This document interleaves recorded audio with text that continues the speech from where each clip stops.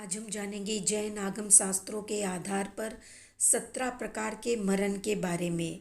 एक दो नहीं, 17 प्रकार के मरण होते हैं, तो उनके बारे में जानते हैं संक्षिप्त में। सबसे पहले प्रकार का मरण है पादोपगमन मरण। पादप नाम एक वृक्ष का है। जैसे वृक्ष वायु आदि के प्रबल वेग से जड़ से उखड़कर भूमि पर गिर जाती है या जिस तरह से गिरी रहती है या पड़ी रहती है, इसी प्रकार जो महासाधु भक्त पान का या जीवन यानी भोजन पानी का जीवन भर के लिए परित्याग करके स्व और पर की सेवा का भी त्याग करके कायोत्सर पद्मासन या मृतक आसन आदि किसी भी एक आसन से आत्मचिंतन करते हुए उसी अवस्था में रहकर प्राण त्याग करता है, उसके मरण को पादोपगमन मरण कहते हैं। दूसरा मरण है केवली मरण, यानी केवल ज्ञान के धारक अयोगी केवली के सर्व दुखों का अंत करने वाले मरण को केवली मरण कहते हैं। 13वें गुणस्थान वर्ती सयोगी जन भी केवली ही होते हैं, किंतु 13वें गुणस्थान में मरण नहीं होता।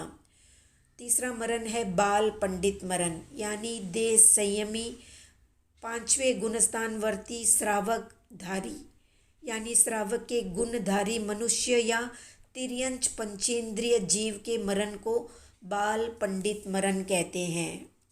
चौथा मरण है इंगिनी मरण, यानी जो भक्त प्रत्याख्यानी दूसरों के द्वारा की जाने वाली सेवा का त्याग कर देता है और जब तक सामर्थ्य रहती है तब तक वो स्वयं ही प्रतिनियत देश में उठता बैठता और अपनी सेवा करता है, ऐसे साधु के मरण को इंगिनी मरण कहते हैं। पांचवा मरण है भक्त प्रत्याख्याना मरण, यानी उपसर्ग आने पर, दुष्काल के पड़ने पर, असाध्य रोग के हो जाने पर या बुढ़ापे से जर्जरित शरीर के हो जाने पर जीवन भर के लिए 3 या 4 आहार का यम नियम रूप से त्याग करके संलेखना या संन्यास धारण करके मरने वाले मनुष्य के मरण को भक्त प्रत्याख्यान मरण कहते हैं। इस मरण से मरने वाला जीव अपने आप भी अपनी सेवा करता है और यदि दूसरा व्यक्ति उसकी सेवा करता है तो उसे भी वो स्वीकार कर लेता है। अगला मरण है गिद्ध स्पृष्ट मरण, यानी गिद्ध चील आदि पक्षियों के द्वारा जिसका मांस नोच नोच कर खाया जा रहा हो, ऐसे जीव के मरण को गिद्ध स्पृष्ट मरण कहते हैं।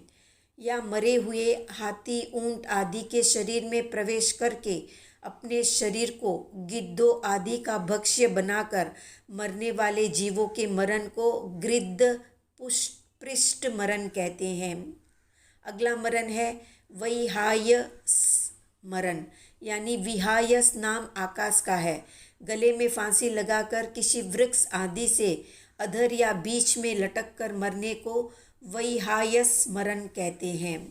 अगला मरण है छद्मस्त मरण, यानी केवल ज्ञान उत्पन्न होने के पूर्व 12वें गुणस्थान तक के जीव छद्मस्त कहलाते हैं, इसलिए छद्मस्तों के मरण को छद्मस्त मरण कहते हैं। अगला मरण है पंडित मरण।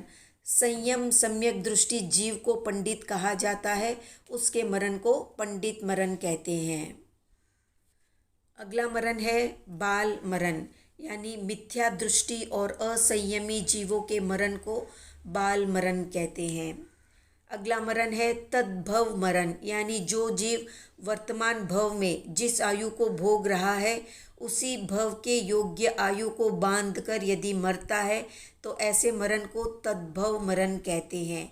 ये मरण मनुष्य या तिर्यंच गति के जीवों का ही होता है, देव या नारकों का नहीं होता, क्योंकि देव या नारकी के जीव मरकर पुनः देव या नारकी नहीं बनते या नरक में नहीं जाते, ऐसा नियम है। उनका जन्म मनुष्य या तिर्यंच पंचेंद्रियों में ही होता है। अगला मरण है अंतःशल्य मरण, यानी मन के भीतर किसी प्रकार के शल्य को रखकर मरने वाले जीव के मरण को अंतःशल्य मरण कहते हैं। जैसे कोई संयमी पुरुष अपने व्रतों में लगे हुए दोषों की लज्जा या अभिमान आदि के कारण आलोचना किए बिना दोष के साथ ही मर जाता है या दोष के शल्य को मन में रखकर मरता है तो ऐसे व्यक्ति के मरण को अंतः शल्य मरण कहते हैं। अगला मरण है वशार्थ मरण, यानी इंद्रियों के विषय के वश में होकर अर्थात उनसे पीड़ित होकर मरने वाले जीवों के मरण को वशार्थ मरण कहते हैं। जैसे रात में पतंगे दीपक की ज्योति से आकृष्ट होकर मरते हैं, ठीक उसी प्रकार किसी भी इंद्रियों के विषय से पीड़ित होकर मरना वशार्थ मरण कहलाता है। अगला मरण है वलन मरण, यानी संयम, व्रत, नियम आदि धारण किए हुए धर्म से च्युत या पतित होते हुए अव्रत दशा में मरने वाले जीवों के मरण को वलन मरण कहते हैं। अगला मरण है आत्यंतिक मरण, यानी जो जीव नरक आदि के वर्तमान आयु कर्म के दलिकों को भोग कर मरेगा और मरकर भविष्य में उस आयु को भोग कर नहीं मरेगा, ऐसे जीव के वर्तमान भव के मरण को आत्यंतिक मरण कहते हैं।